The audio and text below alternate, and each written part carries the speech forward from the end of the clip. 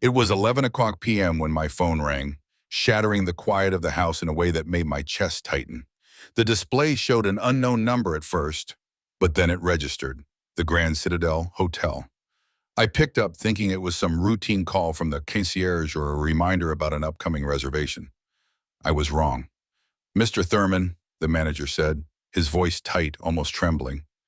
"There's been a mistake. Your wife checked in yesterday under your reservation, but she's with another man." For a moment, I just stared at the ceiling, my heart skipping a beat. My mind immediately shot to denial. I was on the couch watching the news. The remote slipped from my hand. "I'm sure she's at home. She's with the grandkids," I said, trying to keep my voice steady, though it came out uneven, almost a whisper. The manager hesitated, as if weighing whether to continue. "Sir, please, come down to the front desk. This is very sensitive. We have her ID registered here." I froze. Her ID, Naomi? My wife of 43 years? I felt as if the floor beneath me had disappeared. My hands shook involuntarily, and I had to grab the armrest of the chair to steady myself. "Naomi Vance Thurman," the manager read slowly, giving her full name as if speaking it aloud made the situation more real. I hung up. My 68 years seemed to fall on me all at once, heavy as stones. I sank into the couch, breathing hard, trying to make sense of what I had just heard. I called Naomi immediately, straight to voicemail. Then Simone. No answer. My daughters were supposed to be asleep, the house silent except for the faint hum of the refrigerator. But inside, a storm was raging. I grabbed my car keys without even thinking. The house lights stayed on. I didn't care. I drove through the empty city streets, the red traffic lights stretching moments into eternity. Every corner, every intersection felt like a countdown to a confrontation I wasn't ready for, yet couldn't avoid. As I drove, memories assaulted me. 43 years of marriage, weddings, vacations, dinners, park outings with grandkids, all flashing in vivid detail. I remembered the vows we had made, the promises that once felt eternal.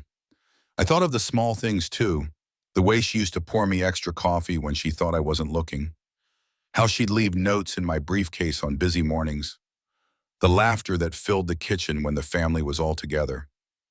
And then I remembered the signs I had ignored, tiny alarms I had pushed aside, the calls she abruptly ended when I walked in, the trips she canceled, blaming headaches, the nights she claimed she was tired, the subtle distance that I had never fully acknowledged, choosing comfort in my own assumptions over curiosity or confrontation. It all clicked, a bitter puzzle forming in my mind. Naomi wasn't just distant, she was hiding something. Something I never imagined. Something that now sat heavy in my chest like a stone. The Grand Citadel Hotel appeared ahead of me, tall and imposing, the golden lights over its entrance, almost mocking in their elegance. I parked poorly, slamming the door as if that could make the world wait. Inside, the lobby gleamed, polished marble floors reflecting the chandelier lights, every surface immaculate. The young manager was waiting, standing straight behind the front desk, his face pale and tense. "Mr. Thurman, thank you for coming. I deeply regret this situation." His words were formal, careful, like he was speaking to someone holding a grenade. I didn't answer. I just stared, trying to read his expression for any hint of mistake or error. None came. He gestured toward a side door. "Please follow me." We passed through a narrow hallway, white walls, floral or air freshener clinging to the air, the sound of my shoes echoing on the marble. Each step seemed to weigh more than the last, my heart hammering in my chest. We reached a door marked security. A guard opened it, and inside were monitors displaying every hallway, the reception, and the parking lot. "Please have a seat," the manager said, motioning to a chair. I dropped into it, my hands hiding between my knees. I felt like I had aged decades in the last hour, my body carrying the weight of a lifetime, and a sudden betrayal all at once. The guard adjusted one of the monitors. "Sir, I'm going to show you yesterday's recordings." My stomach turned. I had no words, no ability to speak, only the raw, growing dread that something I had never considered possible was real. The screen flickered, showing the main hotel entrance, and then I saw her. Naomi, my wife, hair loose, an unfamiliar dress, a small suitcase in her hand. She was smiling, smiling at a man who was not me. Beside her, Derek, my son-in-law, tall, well-dressed, with dark jeans and a crisp white shirt, hair slicked back. The man I had trusted, the man I had helped land his first job, the man who called me Pops Elijah with that familiar, comforting grin at every Sunday dinner. My chest tightened, my hands trembled so violently I had to grip the chair to keep from toppling over. They approached the front desk together. Naomi handed over her ID. Derek's hand rested on the small of her back, an intimate, far too intimate gesture. The clerk gave them their room key, Suite 312. I pointed at the screen, my voice barely a whisper. Fast forward. The guard obeyed. They entered the elevator, laughing quietly, Derek whispering something in her ear. Naomi touched his arm. The elevator ascended, the doors closing with a metallic slide that seemed to echo through the hollow of my chest. They walked down the hallway, hand in hand, entering the room. Door closed. The sound cut through me like a blade. It wasn't just betrayal. It was the undoing of trust, the unraveling of 43 years of shared life, hopes, and love. I drew a deep, trembling breath. My mind raced with disbelief, shock, anger, and despair all at once.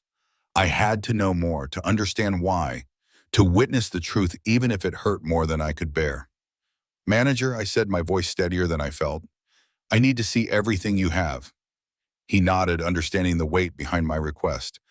For the next hour, I would sit there watching, my world tilting further and further as the narrative of my life shifted into a nightmare I couldn't have imagined. The Grand Citadel Hotel loomed before me like a fortress of betrayal. Its golden lights, which normally might have suggested luxury or welcome, now felt like an accusation. Every polished surface reflected not just my image, but the stark reality I couldn't escape. Naomi and Derek had been here together under the same roof, with no regard for the life we shared, for the trust I had given them. The lobby smelled faintly of floral air freshener and expensive carpet cleaner. The quiet hum of air conditioning and the subtle clinking of glass from the bar on the upper floor only deepened my sense of isolation. The young manager, neatly dressed in a gray suit, stood rigid, watching me carefully. There was no warmth in his expression, no judgment, just the quiet professionalism of someone who had dealt with many situations, though I doubted anything had prepared him for this level of personal devastation. Mr. Thurman, he said, motioning toward a door at the side of the lobby, please follow me. We moved through the narrow hallway, my shoes echoing against the marble floor, every step heavier than the last. I felt as though the weight of years, my life, my marriage, my trust, pressed down on me with each footfall. The walls were white and sterile, and the faint smell of floral cleaner mingled with the scent of polished wood, giving the corridor an antiseptic feel. I kept my eyes forward, though part of me wanted to look back, to flee, to deny everything I had seen and everything I feared I would see. At the end of the hallway was a door marked security. A guard opened it without a word, gesturing me inside. Monitors lined the walls, displaying the hotel's entrances, hallways, and parking areas. Each screen flickered slightly, the light casting strange shadows across the room. I sat down on the chair the manager pointed to, my hands trembling so violently I had to hide them between my knees. My heart was a drum in my chest, a frantic, unstoppable rhythm. Sir, the guard said, his voice careful, I'm going to show you yesterday's recordings. I nodded, feeling a chill as the first images appeared on the screens. The main entrance came into view, the lobby bustling with afternoon visitors, their faces blurred in black and white footage.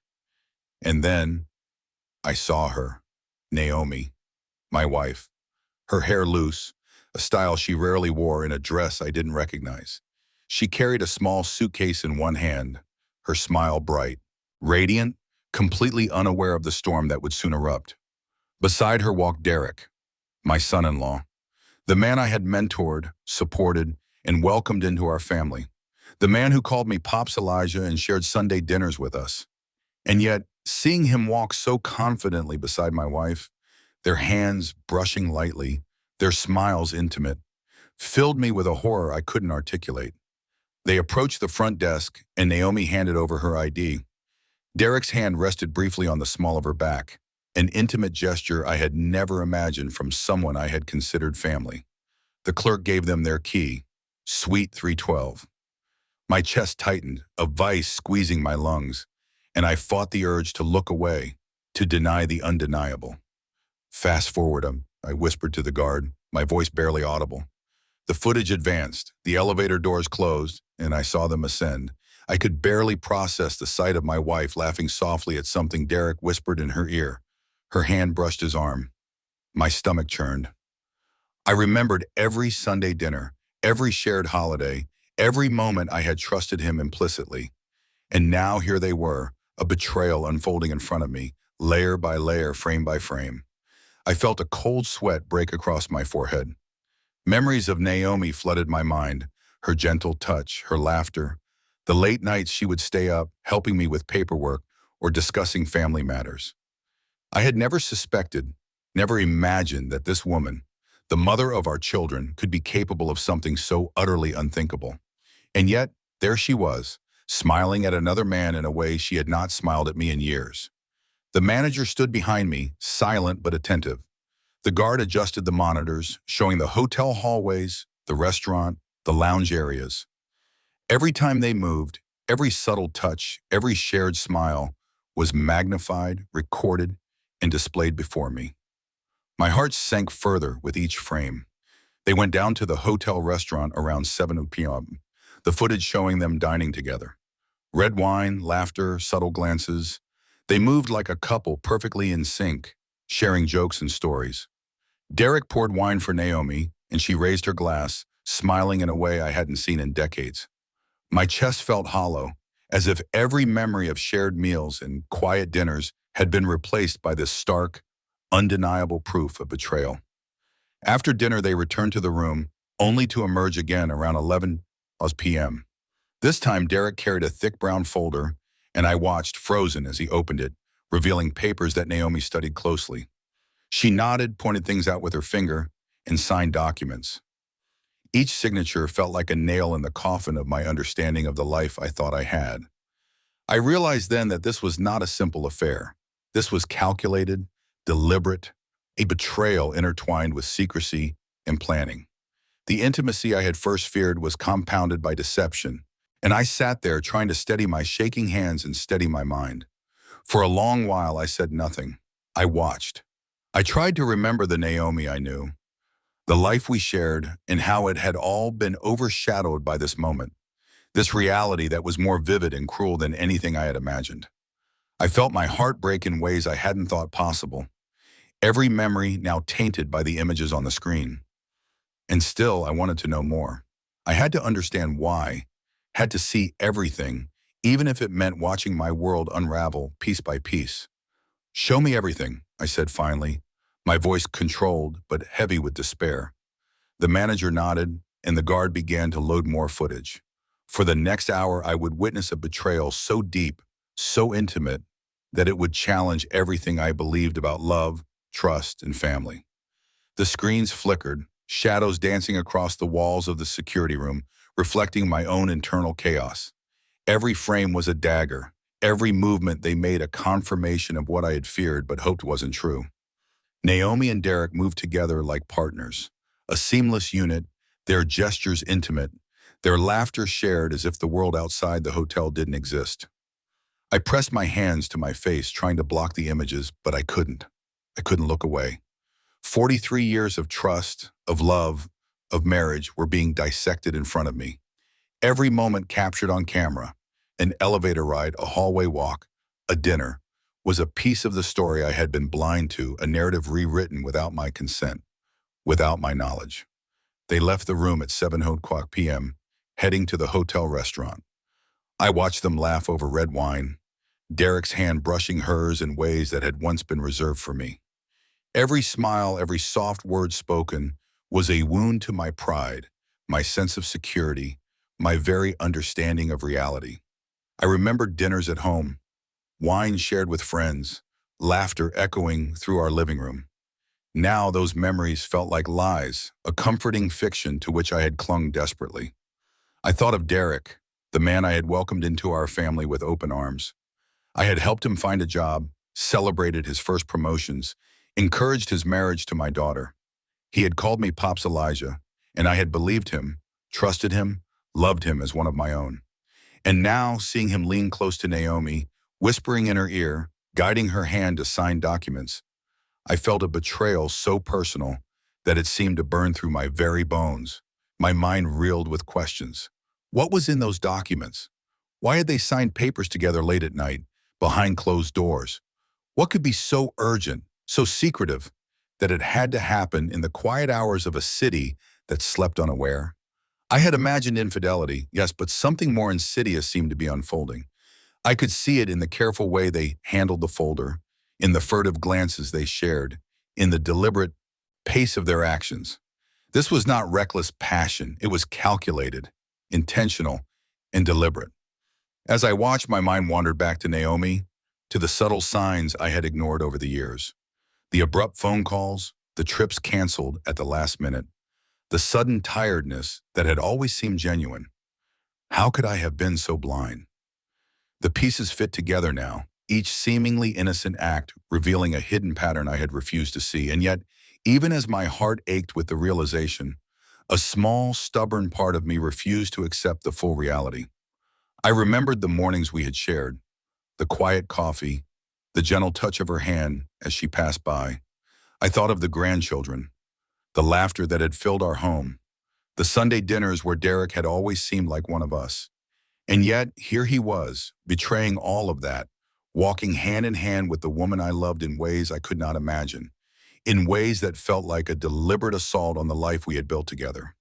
The manager stood silently behind me, and I could feel his eyes on my back, heavy with concern, with unspoken judgment. The guard adjusted the monitor again, and I watched them exit the elevator, moving down the hallway with purpose. The hotel corridor, so pristine and impersonal, now seemed like a stage for their betrayal, each step they took echoing in my chest, a relentless drumbeat of heartbreak. They entered the room again, door closing behind them. I felt a physical pang in my chest, as though the closing door had sealed a part of my heart inside. I struggled to breathe, my stomach twisted with nausea and rage, my mind racing with disbelief and sorrow. This was not just infidelity. It was the betrayal of two people I had loved and trusted without question. Two people who had constructed a secret life behind my back while I believed in our shared world. Hours passed, or perhaps minutes. Time had become meaningless. I watched every subtle motion on the screen. The way Derek placed the folder on the table, the way Naomi leaned in, the small smiles that passed between them. Each gesture loaded with intimacy. It was a dance I was forced to witness, a cruel choreography designed to break me. And then came the moment that struck deeper than anything before. Derek opened the folder and I saw documents that Naomi studied carefully. She nodded, her finger tracing lines on the papers, and then she signed them once, twice, three times. Each signature felt like a betrayal amplified, a declaration of their alliance against the trust and love I had placed in both of them. The realization hit me like a physical blow. This was no mere affair. There were plans, intentions, consequences beyond a single night. I could feel my knees weaken, my hands clenching and unclenching in a futile attempt to grasp something solid. My mind raced through years of memories, trying to reconcile the woman I knew with the images on the screen. I thought of our marriage, our shared dreams, the life we had painstakingly built together. All of it seemed to crumble in that moment, replaced by a stark, unbearable truth. Tears blurred my vision as I watched them leave the room again, walking through the lobby with the folder in hand. Derek's hand rested lightly on Naomi's back, guiding her with a familiarity and intimacy that made my stomach churn. They moved with purpose, yet casually, as if their actions were perfectly ordinary, their betrayal perfectly normal. I sat frozen in the security room, a man unmade by what he had witnessed. Every heartbeat was an echo of the pain in my chest, every breath a reminder of the life I thought I had known. I had been blind, naive, trusting without question. And now the truth was laid bare, cruel and unrelenting. For the first time, I realized that my world had changed irreversibly. There would be no going back to the innocence of previous days, no reclaiming the naive trust I had once taken for granted. Naomi and Derek had crossed a line, a boundary I hadn't known existed, and in doing so, they had rewritten the story of my life. The manager cleared his throat, and I turned to him, voice tight but controlled. "Show me everything," I said again, the words heavy with despair and determination. I needed the full story, every frame, every moment, no matter how painful. I needed to understand the depth of their betrayal, the scope of their intentions, before I could even think of what to do next. As the guard nodded and prepared more footage, I sat back, bracing myself. The next hour, or hours, would reveal the full extent of what Naomi and Derek had done. The security room felt colder now, though the temperature had not changed. Perhaps it was the chill of betrayal, the invisible frost that had settled over my heart and refused to leave. I sat in that chair, my eyes fixed on the monitors, my hands trembling slightly, even as I tried to steady my breathing. Naomi and Derek were more than just physically present on those screens. They were an embodiment of every lie I had refused to see, every truth I had denied for decades. The footage continued, each frame more agonizing than the last. I watched them leave their room at precisely 7 o'clock p.m., walking down the hall with a familiarity that was unbearable. Derek's hand occasionally brushed Naomi's shoulder. Her laughter rang out, soft and intimate, the kind of laughter that had once belonged to our home but now was stolen by someone else. They went to the hotel restaurant, the camera catching every gesture, every glance, every subtle touch. Dinner was a torment to witness. Red wine glasses clinked softly as they toasted, smiles so genuine, so effortless, that my stomach twisted into knots. I remembered our own dinners, Naomi pouring my wine, our conversations lingering over mundane topics, the warmth of family in every corner of our home. Now those memories felt hollow, replaced by this new, vivid reality of Naomi's laughter belonging to someone else. Derek poured her wine, leaned closer than I had ever seen him lean, whispered something that made her smile widely, tilting her head in a way she hadn't tilted it at me in years. Each of these small gestures, so natural, so effortless, burned in me like fire. The betrayal wasn't just physical, it was psychological, emotional, a rewriting of the story I had thought we shared. They returned to the room around 9 o'clock p.m., but the worst was yet to come. At 11 o'clock p.m., they emerged again, this time carrying a thick brown folder. I froze as I watched, my mind racing to comprehend what it could contain. Derek opened the folder, revealing papers that Naomi scrutinized carefully. She nodded, her finger pointing to lines, numbers, and words, guiding the pen as she signed document after document. Each stroke of her signature felt like a betrayal multiplied, a silent acknowledgement of a secret world I had no access to. I couldn't comprehend it fully. Were these legal documents, financial agreements, or something more personal, more devastating? The footage gave no answers, only questions, and each one pierced me deeper. I thought of our shared life, of the decades I had spent building trust, guiding our family, mentoring Derek himself. And yet, here they were, conspiring, aligning, moving together in a way that erased all the boundaries I had believed existed. My mind spiraled. I recalled the small details, the subtle changes in Naomi's behavior over the years, the canceled trips, the headaches that came at inconvenient times, the vague excuses that once seemed trivial but now appeared as calculated steps in a hidden plan. I had ignored them, blinded by love, by routine, by the comforting illusion of trust. And now the illusion had shattered, leaving nothing but cold, undeniable reality. I thought of the grandchildren, of the park outings, of the Sunday dinners where Derek had once been like a son to me. All of it felt contaminated now, tainted by the knowledge that those same people, those same moments, had been intersected by deceit. My chest ached with an intensity I had never experienced. It wasn't just heartbreak. It was the realization that the very foundations of my family had been shaken, perhaps irreparably. Hours passed, or maybe minutes. Time had become meaningless. I watched them move back and forth, their gestures casual yet intimate, their smiles and touches laden with a hidden meaning I would never fully grasp. I could see their synchronization, the ease with which they navigated each other's presence. It was a silent, devastating dance, one I was forced to witness, powerless to intervene, powerless to reclaim even a fragment of the trust that had been stripped away. And then came the moment I had dreaded most. Naomi, holding the folder, looked up at Derek with a smile, and he returned it with a nod, a gesture so small and simple, yet so loaded with significance that I felt my heart break anew. It wasn't just an affair. It was collaboration, a partnership of secrecy, a shared agenda from which I was entirely excluded. I realized that my anger, my grief, my despair were all symptoms of something much deeper, a recognition that the people I had loved and trusted had actively chosen a world without me. I sank lower into the chair, hands trembling, mind racing. My life, the world I had known, had been replaced by something I couldn't control. The manager stood behind me, silent, yet I could feel the weight of his presence. He had seen many things, dealt with countless crises, but he couldn't shield me from this. No one could. I thought of Naomi's laughter, the sound I had once treasured, now a soundtrack to her betrayal. I remembered Derek's hand on her back, guiding her, protective, intimate, a hand that should have never been there. And I realized with a cold, sinking certainty that this betrayal wasn't temporary, wasn't impulsive.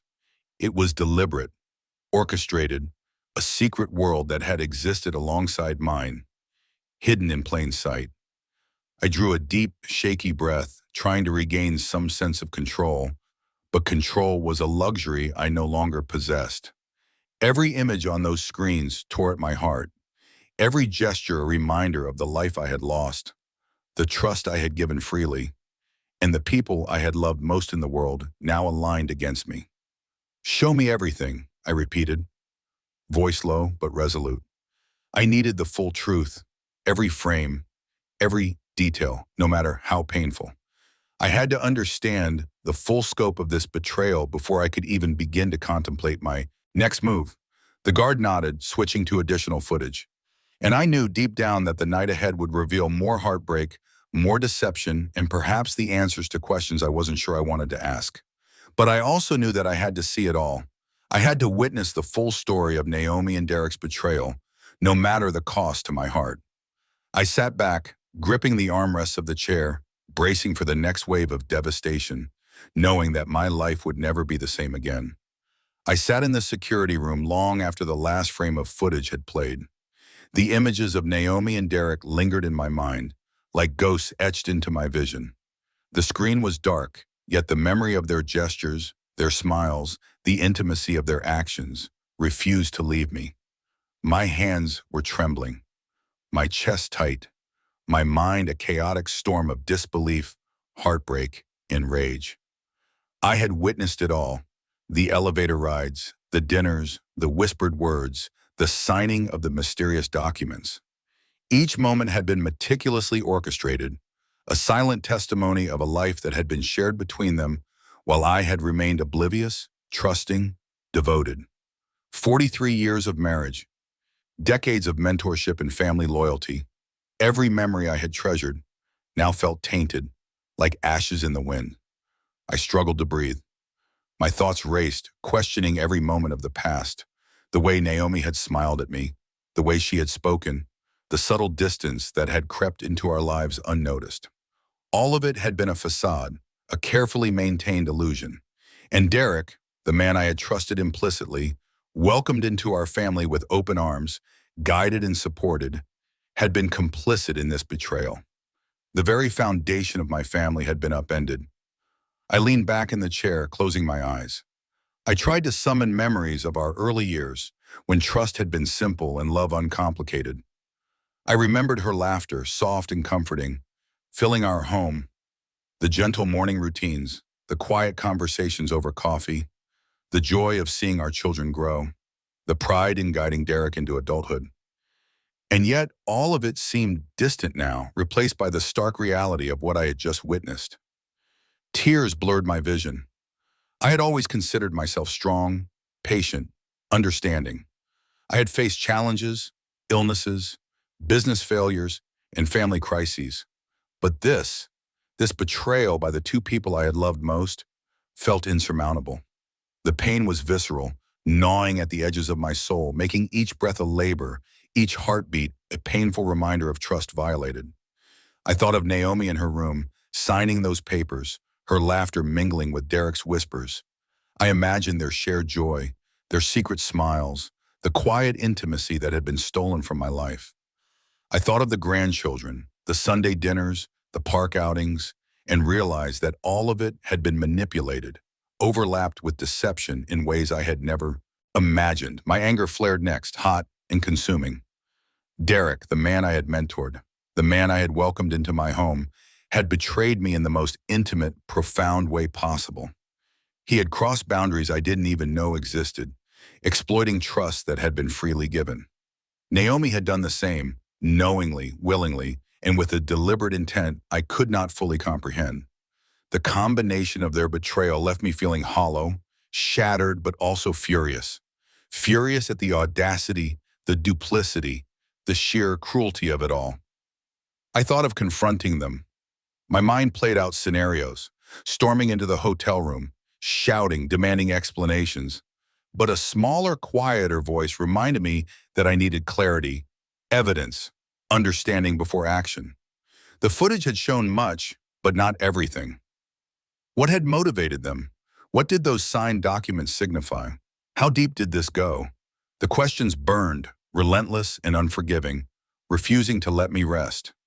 As I sat there processing, I realized something else. My grief was compounded by loss of control. For the first time in decades, I felt powerless. My world, my family, my understanding of the life I had built had been hijacked by forces I couldn't influence. And yet, in that helplessness, a clarity began to emerge. I would need to act, not out of revenge, but to reclaim some semblance of dignity, to understand the truth fully, and to decide what to do next.